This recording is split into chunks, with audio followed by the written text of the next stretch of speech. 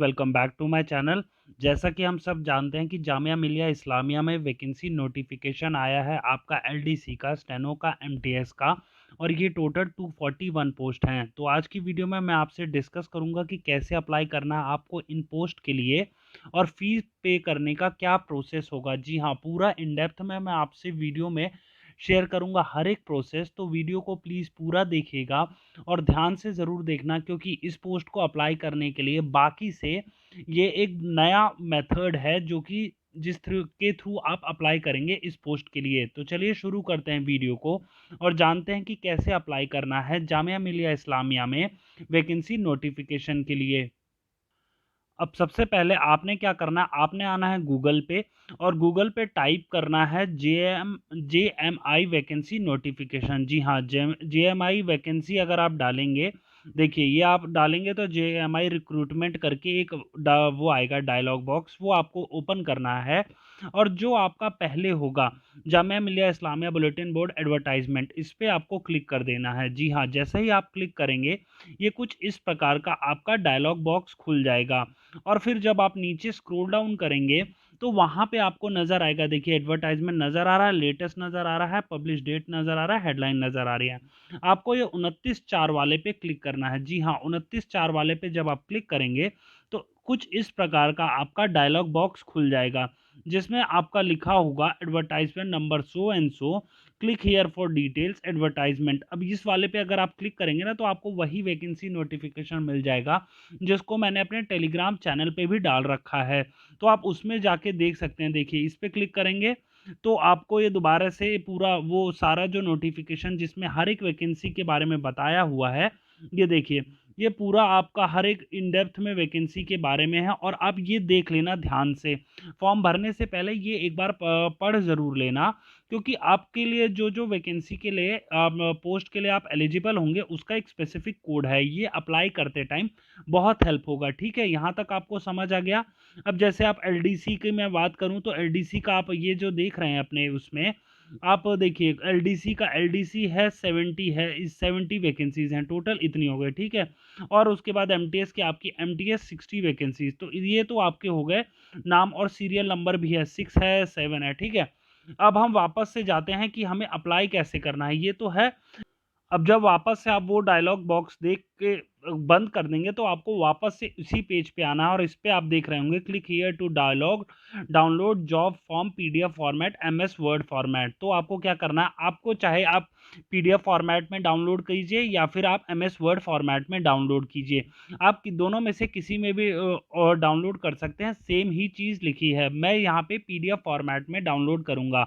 यहाँ आया है do you want to download job form non teaching PDF so and so, तो मैं अगेन करके यस कर दूंगा, फिर ऐसे ही डाउनलोड हो जाएगा ये वाला। अब आप अपनी स्क्रीन पे ध्यान से देखना, इसमें मैं हर एक चीज़ बताऊंगा। जैसे एडवर्टाइजमेंट नंबर आपका जो उसमें वैकेंसी नोटिफिकेशन के स्टार्टिंग में ही आपको ना एडवर्टाइजमेंट नंबर और डेट नज़र आ जाएगी, वो आपको लिखनी है। पोस्ट अप्लाइड फॉर आप यहाँ पे एलडीसी लोअर डिवीजन क्लर्क लिख सकते हैं। सीरियल नंबर जैसे मैंने बताया था ना आपको, एलडीसी का 6 है या फिर एमटीएस का 7, उस प्रकार से आप सीरियल नंबर लिख सकते हैं।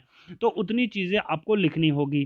फिर उसके बाद फैकल्टी डिपार्टमेंट सेंटर ऑफिस भी उसमें लिखा होगा और नेम ऑफ द एप्लीकेंट आप लिख सकते हैं अपना नाम।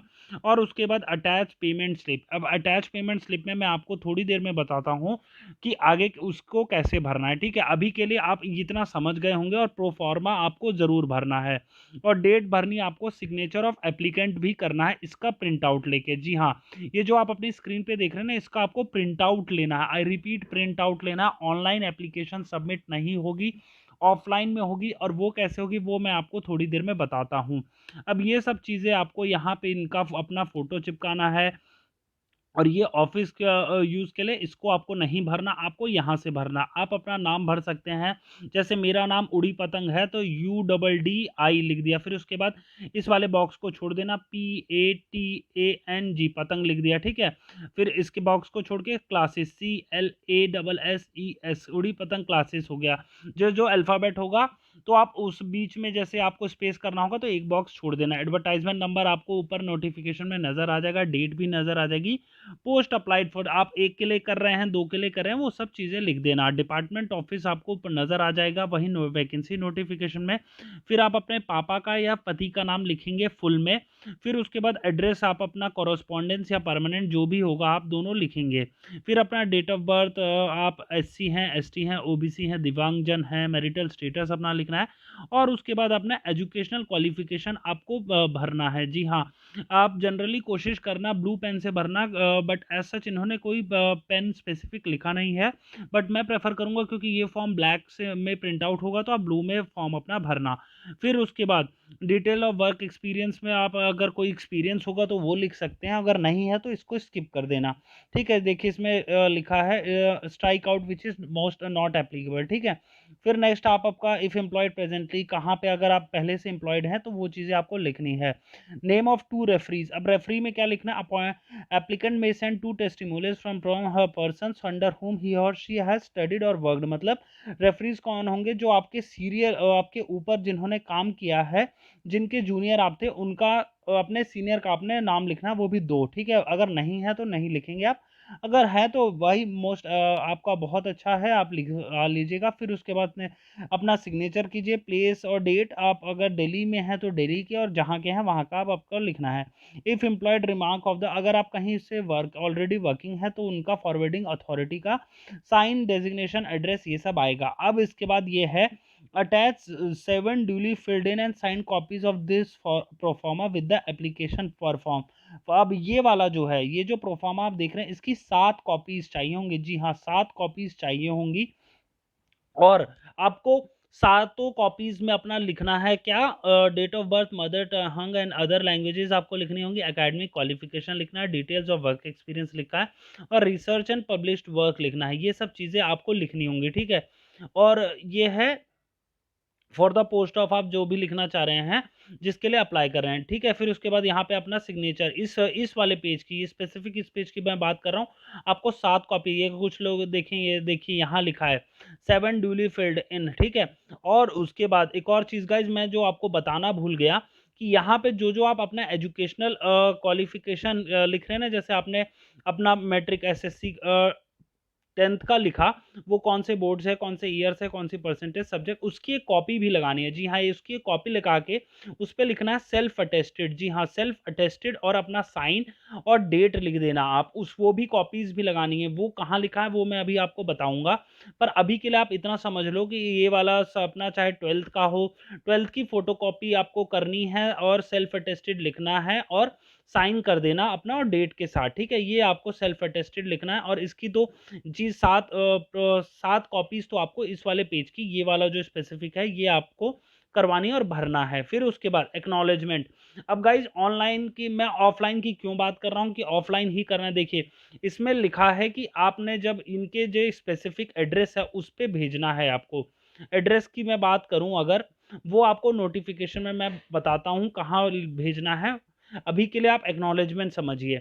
एक्नॉलेजमेंट में जब आप वहाँ डिपॉजिट करने जाएंगे ना, जामिया के जो इनका स्पेसिफिक एड्रेस है, वहाँ पे आपको ये वाला एक्नॉलेजमेंट ज़रूर फिल करवा लेना। जी हाँ, जिससे आपके पास रिसीविंग मिल जाए एक तरह से कि आपने अपना फॉर्म सबमिट कर दिया है। अब उसके बाद ये सब तो चीज़ें हो गई, और ये सब चीज़ें देखिए सिग्नेचर ऑफ रिसीवर, जो वहाँ पे आपका एप्लीकेशन फॉर्म रिसीव करेगा, इसमें उसकी डिटेल्स आ जाएंगी और डेट आ जाएगी। ठीक है, और ये चीज़ें हैं आपकी पेमेंट डिटेल्स। अभी मैं बताता हूँ पेमेंट की बात कहाँ से और कैसे करनी है। अब देखिए फॉर्म कहाँ सबमिट करना है, वो है ये वाला address, 2nd floor registrar office, Jamia Millia Islamia, मौलाना मोहम्मद अली जौहर मार्ग, जामिया नगर, न्यू दिल्ली। और यहाँ पे कब तक आपको सबमिट कर सकते हैं आप, 31/5/2023 तक सबमिट कर सकते हैं। जी हाँ, ये है लास्ट डेट, और किस टाइम में, 10 से 5 बजे के बीच में, जिसमें से 1 से 2 के बीच में आपको लंच मिलेगा, तो उसी हिसाब से आप जाना, और मंडे टू फ्राइडे आप फॉर्म सबमिट कर सकते हैं। ठीक है, और ये ऑफलाइन होगा। अगर आप कहीं दिल्ली से बाहर रहते हैं तो आप इसी वाले एड्रेस पे बाय पोस्ट अपना भेज सकते हैं। ठीक है, और उसके बाद अब मैं अगर बात करूं आपकी कि किस वाले एड्रेस पे, किस वाले पे आपको पैसे जमा करने हैं। जी हाँ, जो फीस है इनकी, फीस भी तो आप फीस की अगर मैं बात करूं, देखिए एडवर्टाइजमेंट नंबर की ये एडवर्टाइजमेंट नंबर आपको उस वाले फॉर्म में भरना, और डेट ये है, डी वाली डेट डाल देना, ठीक है। अब मैं बात करता हूं फीस की। अब ये है फी स्ट्रक्चर अप्लाई करने का। देखिए अगर आप ग्रुप ए के लिए अप्लाई करेंगे तो आपको 800 है यूआर और ओबीसी की, एससी एसटी की 400 है, दिव्यांगजन की नील है। वहीं अगर लेवल 1 to 7 आप 500 है यूआर और ओबीसी की, एसटी एससी की 250 और फिर से दिव्यांगजन की नील है। ये तो बात हो गई फीस की। अब कहाँ फीस पेमेंट करनी है आपको, उसके रिगार्ड में भी मैं बताता हूँ आपको। ये रहा देखिए डिटेल्स, ये है डिटेल्स आपको जिसमें आपको बैंक अकाउंट में name of bank account, name of the bank, branch, और उसके बाद branch code, branch account number, Indian financial, ये सब चीज़ें हैं जिस बैंक अकाउंट में आपको सबमिट करना है। अब आप चाहें तो पेटीएम से या फिर अपने अकाउंट के यूपीआई से, जिससे मन चाहे आप अकाउंट नंबर डालिए, ये वाला अकाउंट नंबर, और उसके बाद ब्रांच कोड डालिए और ये सब चीज़ें डालिए, और अपने पोस्ट के अकॉर्डिंग अपने इतने रुपीस 500 रुपये आप उसमें सबमिट कर दीजिए। और उसके बाद गाइस ध्यान से उस रिसिप्ट को आप ज़रूर स्क्रीनशॉट या फिर प्रिंट आउट लगाना। जी हाँ, स्क्रीनशॉट और प्रिंट आउट लगाने के बाद फिर आपको ना वो वाली डिटेल्स जो जो जिस बैंक से आपने भेजा है, जो यूटीआर नंबर जनरेट होगा, अगर आप अपने पेटीएम या फिर फ़ोन पे से जो भी आपका अकाउंट नंबर से जनरेट होगा, वो आपको उस वाली लिस्ट में लिखना होगा। ठीक है, अब वो कहाँ लिखना होगा, इतना तो समझ आ गया कि आपको कैसे पेमेंट करनी है और कहाँ किस वाले अकाउंट में पेमेंट करनी है। अभी मैं बताता हूँ कि ये सारी डिटेल्स आपको कौन सी स्लिप में लिखनी होगी।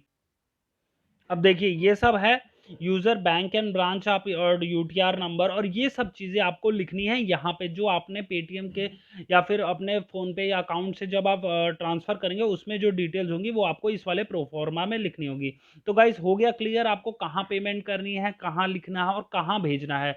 और एक चीज़ और है, जामिया वालों ने स्पेसिफिकली ये लिख रखा है, अब जामिया वालों ने स्पेसिफिकली ये लिख रखा है, university will not be responsible for any postal delay.